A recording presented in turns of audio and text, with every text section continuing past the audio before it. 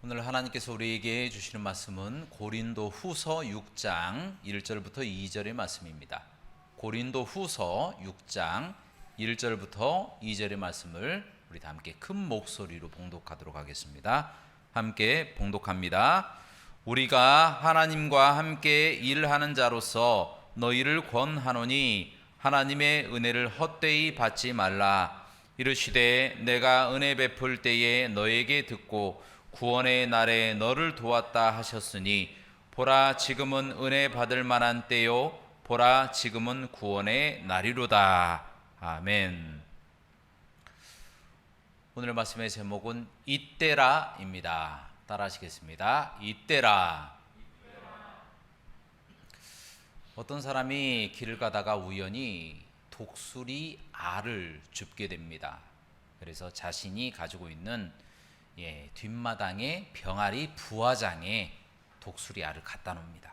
그리고 며칠 뒤에 독수리 알은 부화해서 독수리가 탄생하게 되었습니다. 그런데 이 독수리가 병아리 하는 짓을 그대로 따라하는 겁니다.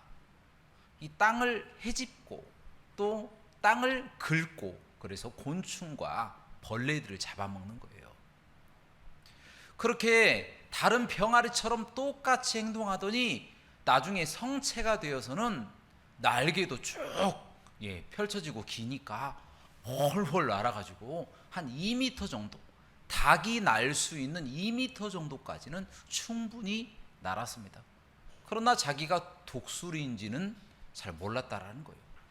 그렇게 시간이 흘러서 이 독수리는 늙게 되었습니다. 늙은 독수리가 된 거예요. 그래서 어느 날 하늘을 바라보니까 창공에 아주 멋진 새가 날아가는 것을 보게 되었습니다.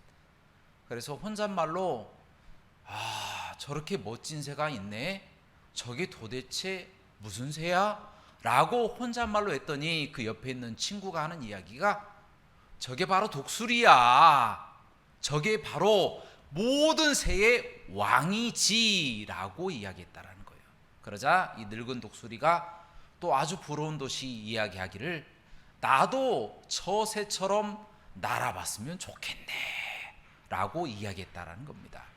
그러다가 이 늙은 독수리는 이제 더 나이가 먹어서 늙어서 닭처럼 똑같이 죽게 되었다라는 거예요. 여러분, 이 이야기를 통하여 우리에게 주시는 교훈은요, 아무리 높이 날 수 있는 독수리라고 하더라도 자신의 정체성을 깨닫지 못하면 닭이라고 생각하니까 닭처럼 날지 못하고 죽을 수밖에 없다라는 겁니다. 마찬가지로 우리 사람도 우리의 정체성을 명확하게 알지 못하면 이 세상 일 때문에 공연한 일만 하고 시간 낭비하고 인생을 낭비하다가 인생을 마치게 될 수밖에 없다라는 겁니다. 자, 그렇다면 여러분들에게 한번 질문 드리겠습니다. 여러분의 정체는 무엇입니까? 여러분, 이런 이야기 많이 들어보셨죠? 여러분의 정체는 무엇입니까? 여러분 도대체 누구입니까? 라는 질문 많이 들어보셨잖아요. 자, 이 질문에 대하여 성경적으로 대답하는 것이 바로 오늘 말씀의 주제입니다. 자, 오늘 본문 말씀 고린도전서 6장 말씀인데 한 장 앞서서 고린도 후서 5장 14절, 15절, 17절 말씀을 우리 다 함께 봉독하도록 하겠습니다. 시작. 그리스도의 사랑이 우리를 강권하시는도다.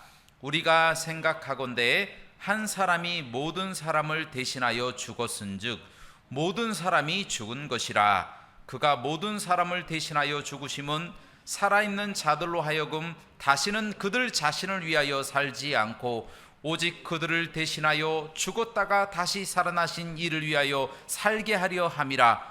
그런즉 누구든지 그리스도 안에 있으면 새로운 피조물이라. 이전 것은 지나갔으니 보라 새 것이 되었도다. 아멘. 여러분, 이 말씀을 요약해서 말씀드리면요, 예수 그리스도께서 모든 사람을 위해서 죽으셨으므로 모든 사람이 예수님이 죽으실 때 다 죽었다라는 거예요. 그래서 우리는 이미 죄로 인해 죽어버린 사람들이다 라는 겁니다. 그런데 여전히 우리가 살아가고 있는 이유는 무엇이냐면 우리를 대신해서 십자가를 지시고 죽으셨다가 다시 살아나신 예수님 때문에, 예수님을 위해서 살기 위해서 우리가 살아있다라는 것입니다. 즉 우리는 예수님을 위해서 살기 위한 존재다라고 성경 말씀 속에서 그렇게 기록하고 있다라는 거예요. 우리의 정체성은 무엇이냐? 바로 우리를 위해서 십자가에 못 박혀서 돌아가셨다가 다시 살아나신 그 예수님을 우리가 위해서 살아가는 것, 그것이 우리 존재의 목적이고 우리의 정체성이다라는 겁니다. 그럼 우리는 누구입니까? 예수님이 죽으실 때 우리도 같이 죽었죠. 예수님이 살아나실 때 우리도 다시 살아났습니다. 그래서 우리를 가리켜서 새로운 피조물이다 그렇게 이야기를 합니다. 우리가 세례를 받았을 때에 죄 되었던 우리 몸은 죽고 다시 살아나는 예수 그리스도의 거룩하신 이름으로 다시 살아난 새로운 피조물로서의 삶을 살아가겠습니다 라고 고백하는 의식이 세례식 아니겠습니까? 세례식을 우리가 치른 것처럼 우리는 새로운 피조물이 되었다라는 것입니다. 그것이 바로 우리의 정체성이다라는 것입니다. 그러므로 우리는요, 그리스도를 위해서 사는 것이 우리 인생의 목표가 되어야 되는 것이고, 그리스도가 우리를 위해서 죽었다가 다시 살아나셔서 우리를 새로운 피조물로 만들어 주셨던 것처럼 새로운 피조물로서의 이 땅의 삶을 살아나가는 것, 그것이 바로 우리의 정체성이다라는 것입니다. 자, 그렇다면 새로운 피조물로서의 이 정체성을 발휘하면서 살아가는 것, 그것은 도대체 무엇입니까? 라고 하는 질문입니다.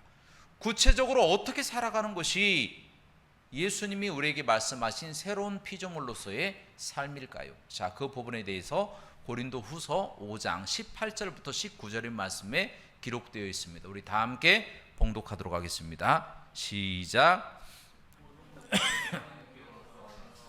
그가 그리스도로 말미암아 우리를 자기와 화목하게 하시고 또 우리에게 화목하게 하는 직분을 주셨으니 곧 하나님께서 그리스도 안에 계시사 세상을 자기와 화목하게 하시며 그들의 죄를 그들에게 돌리지 아니하시고 화목하게 하는 말씀을 우리에게 부탁하셨느니라. 아멘. 자, 이 말씀도 우리가 정리를 하면요, 하나님께서 우리와 화목하게 하시려고 예수 그리스도를 이 땅에 보내신 겁니다. 그래서 예수 그리스도가 우리 대신에 십자가에 못 박혀서 돌아가심으로 예수님 때문에 하나님과 우리는 화목하게 되었다라는 거예요. 또 하나님은 우리에게 화목하는 직분을 주셔서 세상 사람들과 하나님이 화목하게 하는 중간다리 역할을 감당하게 하셨다라는 거예요. 그것이 우리가 하나님으로부터 받은 직분이다라는 겁니다.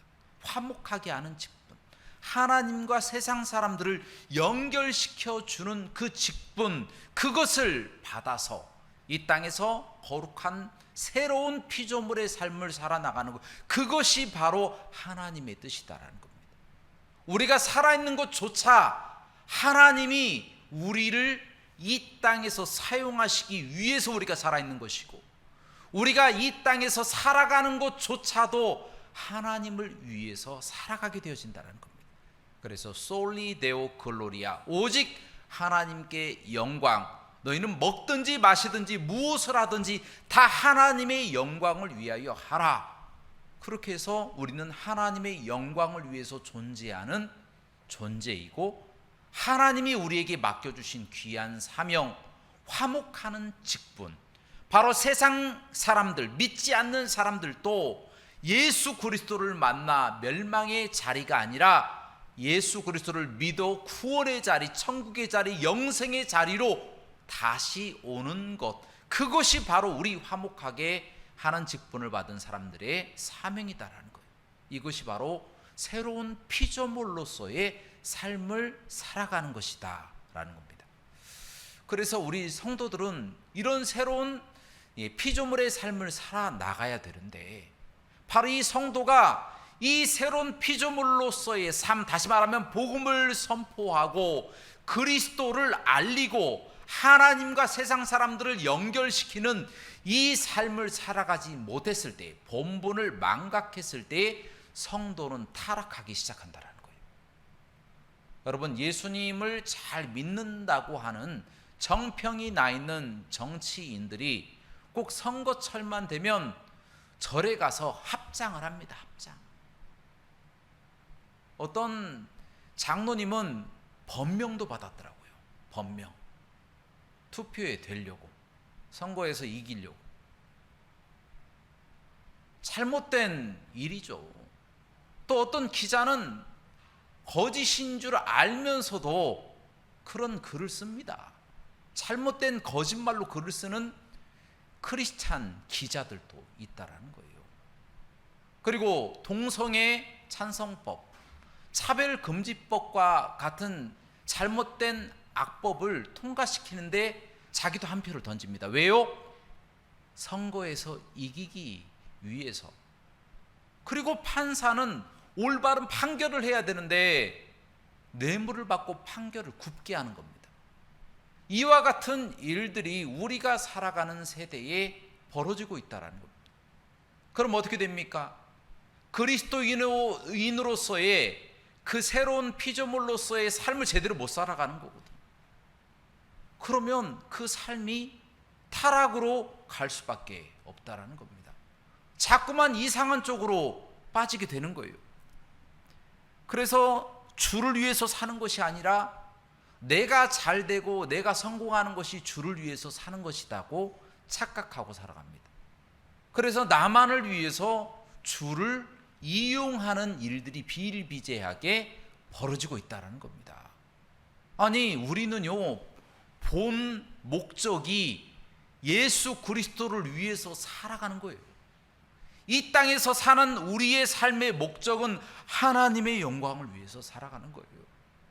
특별히 새로운 피조물답게 하나님과 세상 사람들을 화해시키는, 다시 말하면 예수 그리스도를 믿지 않는 자들에게 하나님의 복음을 선포하는 것이 우리 믿는 사람들, 새로운 피조물들의 온전한 정체성이다라는 거예요. 그 정체성을 잃어버리고 예수님을 이용을 해서 나의 삶을 윤택하게 만들고 이 땅에서 성공하고 잘 되는 것이 하나님의 뜻이다라고 생각하고, 하나님이 우리에게 맡겨주신 귀한 화목하는 직책, 직분을 내려놓고 헌신짝 버리듯이 버리는 잘못된 오류를 범할 때가 많이 있다는 겁니다. 여러분, 잘 생각해 보세요. 우리가 숨쉬고 있는 것도 예수님 때문에 숨쉬고 있는 거예요. 우리가 잘 먹고 편안하게 행복한 나라에 태어나서 좋은 사람들과 함께 좋은 가족을 이루고 살아가는 것도 하나님의 은혜인데, 그 은혜만 누리라고 하나님이 우리를 이 땅에 보내신 것이 아니다라는 거예요. 우리를 거룩한 하나님의 피조물로 화목하는 직분으로 세상에 믿지 않는 영혼들을 하나님과 화해시키기 위해서 우리가 이 땅에 존재하는 것이다라는 겁니다. 그것을 망각하고 살아갈 때에 잘못된 방향으로 갈 수밖에 없다는 겁니다. 하물며 믿지 않는 사람들은 도대체 무슨 목적으로 이 땅에서 살아갈까요? 믿지 않는 사람들은 굉장히 육체적이고 정욕적인 부분에 자신들의 모든 힘을 다 쏟아가며 살아갑니다. 어떤 사람들은 그리스도가 참된 구원자고 그를 믿으면 구원받는다, 회복된다는 것을 알면서도 외면한 사람이 있는 반면에 또 모르는 사람들도 있어요. 굉장히 세상 사람들은 육체적이고 정욕적이고 또 맹목적이며 충동적인 생각을 하는 사람들이 많다라는 겁니다. 왜냐하면 참 길을 알지 못하니까, 자기의 정체성이 무엇인지를 모르니까 그렇게 살아간다는 거예요. 여러분, 최근에 공무원 시험을 준비하는 어떤 청년 하나가 아무 이유 없이 사람을 해쳤습니다. 여러분도 뉴스에서 보셨잖아요. 그런데 그 청년에게 왜 해쳤냐고 이유를 물어보니까 한번 해치고 싶었다라고 그렇게 대답을 했다는 겁니다. 알고 보니 이 사람의 핸드폰을 뒤져봤더니 이 사람 핸드폰 속에 친구 전화번호가 한 명도 없는 거예요. 일본말로 히키코모리라고 하잖아요. 운둔형 외톨이인 겁니다. 혼자 5년 넘게 방에서만 생활을 한 겁니다. 온라인으로 그냥 사람들하고만 좀 소통하고 자기가 하고 싶은 것만 하고 그렇게 살았던 거예요. 저는 참 이 모습 보고 참 너무 가슴이 아팠어요. 만약에 이 청년이 조금만 더 빨리 예수 그리스도에 대한 복음을 전해 들었더라면 이 청년이 다른 생각을 하지 않았을까? 이런 나쁜 짓을 하지 않아도 됐었는데 라고 하는 아쉬움이 들더라고요. 하나님의 복음을 듣지 못하고 세상에 육체적이고 정욕적이고 충동적이고 맹목적으로 살아가는 이 세상 사람들, 이 청년 말고도 얼마나 많은지 모르겠습니다. 끝이 없는 어둠의 터널을 통과하는 사람들이 지금도 얼마나 많은지 몰라요. 나 몰래 눈물 흘리며 괴로워하고 슬퍼하는 그와 같은 많은 사람들, 세상에는 희망이 없는 거예요. 예수 그리스도를 만나야 참된 희망이 있고 소망이 있는 겁니다. 그것을 우리가 깨닫도록 화목하는 이 직책, 화목하는 직분을 사용해야 된다는 겁니다. 우리가 받은 게 뭐예요? 구원이잖아요. 구원. 예수님 믿으면 구원 받는다는 이 구원의 확신과 영생을 이미 우리가 받았잖아요. 근데 우리만 받고 천국 가고 끝나겠습니까? 그것으로 그쳐서는 안 된다는 거예요.